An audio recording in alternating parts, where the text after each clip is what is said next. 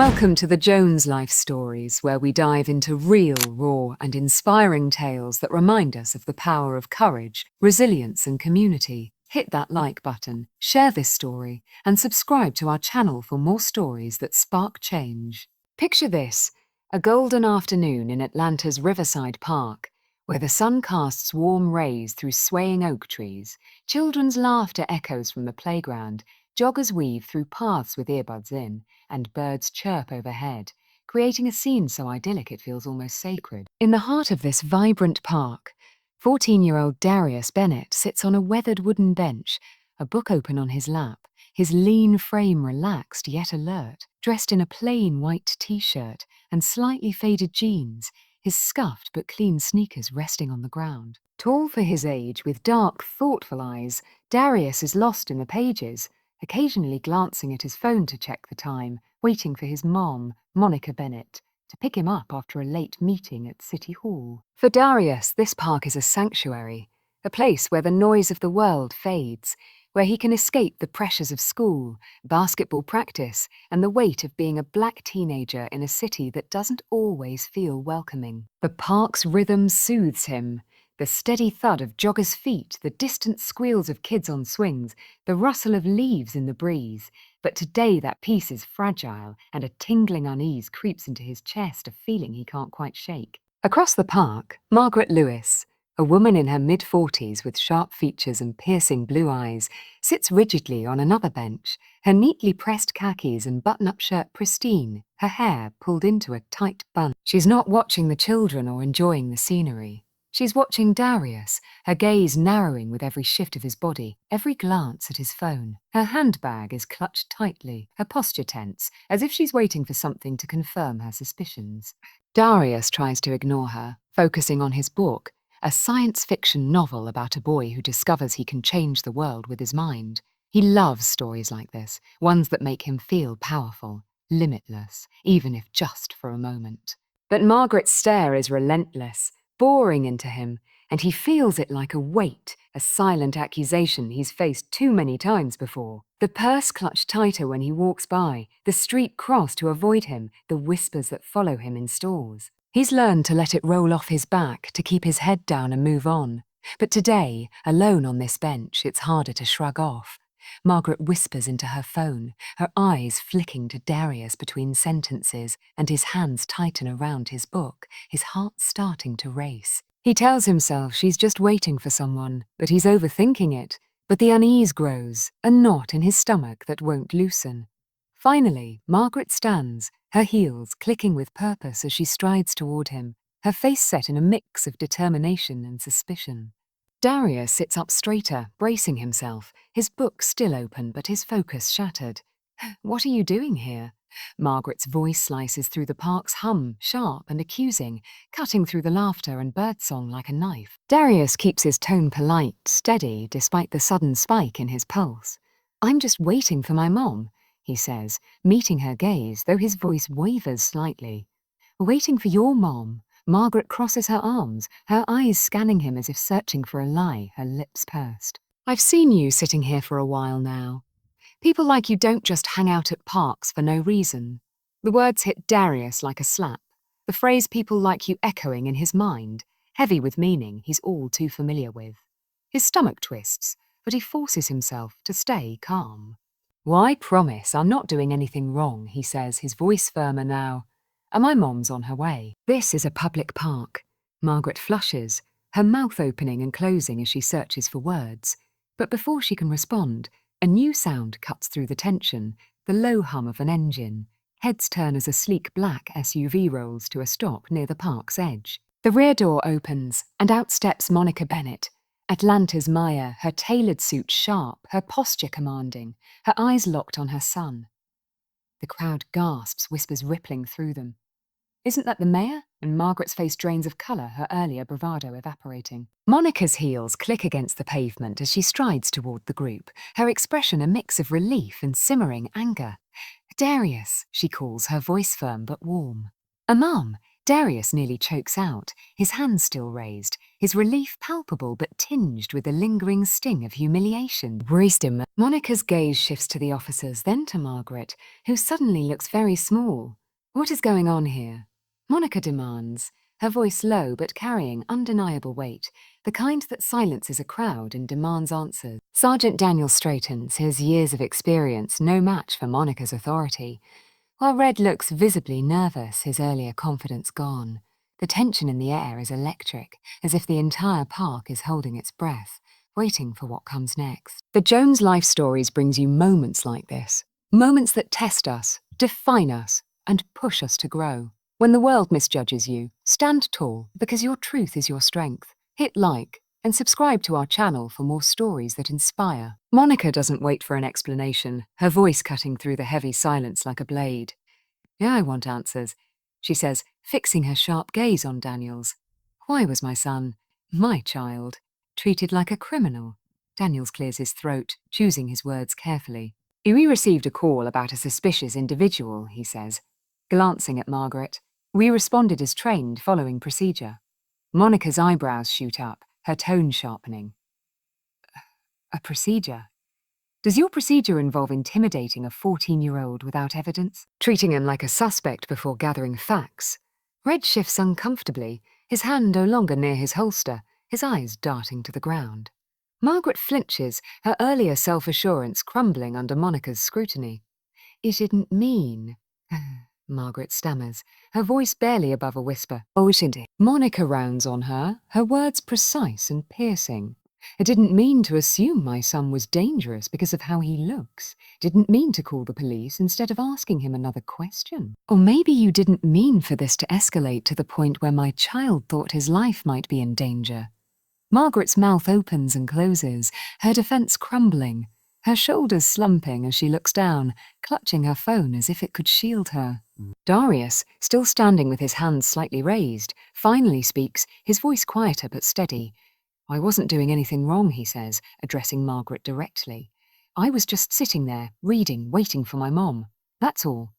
Margaret looks up, her eyes wide with guilt. I'm sorry, she whispers, her voice cracking. I really thought, Monica finishes for her, her tone unrelenting. You assumed, and your assumption could have cost my son his dignity, or worse. The crowd, still lingering at a distance, watches in hushed silence, their phones still recording, their whispers quieter now, some nodding in support of Monica, others visibly uncomfortable. Daniels, sensing the need to de-escalate, gestures toward a quieter spot near the park's edge. The group, Monica, Darius, the officers, and a reluctant Margaret, moves away from the crowd, the tension following like a shadow. Monica's hand rests on Darius's back, a silent reassurance as they walk, his shoulders still tense but his heart steadied by her presence. In the quieter space, Monica doesn't soften. You want to know exactly what happened, she says to Daniels, and why my son was treated like a threat. Daniels, his voice more measured now, responds among, I can assure you there was no intent to mistreat anyone. Monica's eyes narrow, assess the situation. You had a frightened child and a woman making unfounded accusations. What exactly were you assessing? His skin colour? His posture on a bench? Margaret flinches again, her face flushing with shame, her earlier conviction gone. Daniel shifts his stance, his tone earnest. They'll be honest, Maya Bennett. This could have been handled better. I take full responsibility and I'll file a report to review our response and address any training gaps.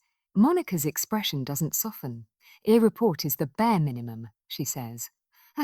Want every officer in this precinct to undergo anti-bias training. Not just paperwork, real change. I want follow-ups, accountability and results. Daniels nods firmly. I'll make sure it happens. Margaret, her voice breaking the silence, speaks quietly. I'll go, she says, her eyes downcast. I've caused enough trouble. Monica's gaze softens slightly, but her tone remains firm. I know you won't. Running away doesn't fix this. I suggest you take a long, hard look at yourself and figure out how to do better. And when we roll out that training, I expect to see you there too. Nah. Margaret swallows hard, nodding, her face a mix of guilt and resolve. As the group disperses, the crowd begins to thin, but the weight of the moment lingers in the air. Darius exhales slowly, his hands finally lowering, his mother's reassuring touch grounding him. Let's go home, Monica says gently, and Darius nods, though the ache of the experience still tightens his chest. As they walk to the SUV, he pauses, turning to Margaret. I hope you really do mean it, he says, his voice steady, that you're sorry. Margaret meets his gaze, her eyes shining. Oh, I do, she says quietly. I really do.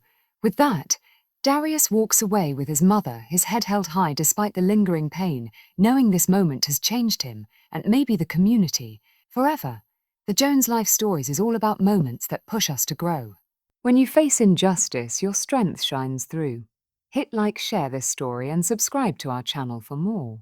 The ride home is quieter than Darius expects, the city's vibrant streets rolling past, cars honking, families laughing in outdoor cafes, dogs barking, but all he hears is the echo of Officer Reed's commands and Margaret's accusatory tone. Monica drives with a steady hand, her knuckles tight on the steering wheel, her silence heavy with unspoken anger and love. Darius stares out the window, replaying the moment, the fear, the humiliation, the way his hands shook as he raised them. Finally, Monica breaks the silence, her voice calm but laced with concern.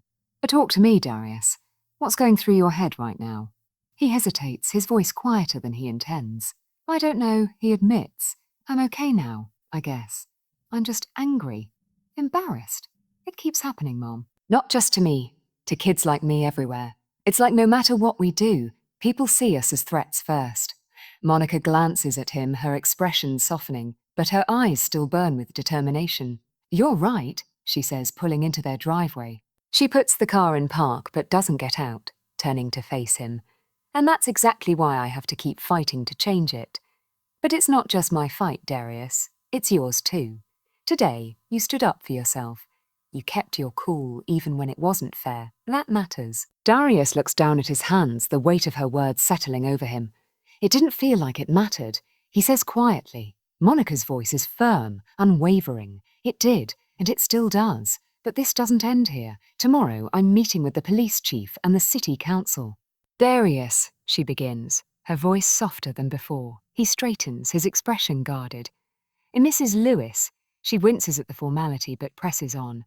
I wanted to see you in person. I know I apologized, but words aren't enough. I was wrong about everything. Darius studies her, wanting to believe her but cautious.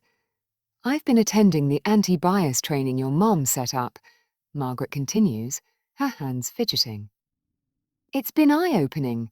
I didn't realize how much I was carrying. Fear, assumptions, things I thought were harmless.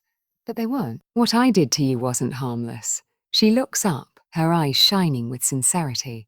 I can't change what happened, but I'm trying to make sure it doesn't happen again, to you or anyone else. Darius nods slowly, seeing the effort in her eyes but knowing trust takes time. I'm glad you're trying, he says, but it's going to take time, for me, and probably for you too. Margaret gives a small, grateful smile. I understand. As she walks away, Darius feels a strange relief, not closure, but a step towards something better. At City Hall, Monica addresses a packed room of community leaders, police officers and citizens, her voice strong and steady. Thank you for coming, she begins. What happened at Riverside Park wasn't an isolated incident. It was a reflection of a deeper issue we've ignored too long. Today, we're taking action. Our anti-bias training program isn't just for the police, it's for our entire community. We're partnering with schools, businesses and organizations to ensure everyone understands how bias works and how to confront it. The crowd applauds quietly, and Monica continues, her gaze sweeping the room. Change isn't easy. It takes effort, education, and accountability. But it's worth it, because no one should feel unsafe in their own neighborhood, and no child should be treated like a threat simply for existing. She glances at Darius, sitting near the front, and smiles faintly. Emi's son reminded me that progress doesn't happen when we stay silent. It happens when we speak out, even when it's uncomfortable. Weeks pass, and the anti-bias program takes shape. Officers attend training, sharing personal stories and discussing how to rebuild trust. Schools introduce lessons on empathy, with Darius joining a panel to share his experience. his voice growing steadier each time he speaks. Margaret becomes a regular volunteer at the youth centre, building connections with kids she once might have feared, her presence a quiet testament to her commitment. Darius notices her efforts, their encounters at the park growing less awkward. "Hey, Mrs. Lewis." He greets her one afternoon as she hands out art supplies to kids. "Hi, Darius," she replies, her smile genuine. It's not friendship, but it's progress. One evening, on their porch, Darius and Monica watch the sun dip below the horizon, the sky painted in hues of orange and pink. "Do you think it's really going to work?" Darius asks, his voice quiet. "The training, the programs, all of it?" Monica nods. "It's a start, and sometimes that's enough to make a difference." Darius leans back, a faint smile tugging at his lip. "I thought parks were supposed to be peaceful," he says. Monica laughs softly. "They still can be. And maybe now, because of what happened, they'll be safer for everyone." Darius doesn't respond right away, but when he does, his voice carries certainty. "I hope so," he says. "I really hope so." The Jones Life Stories is about hope, about turning pain into purpose. Your story can inspire change. Share it. Hit like, share this video, and subscribe to the Jones Life Stories for more tales of courage and community. Together, we can make every park, every street, every moment safer for everyone. Stay strong, keep shining, and we'll see you in the next story.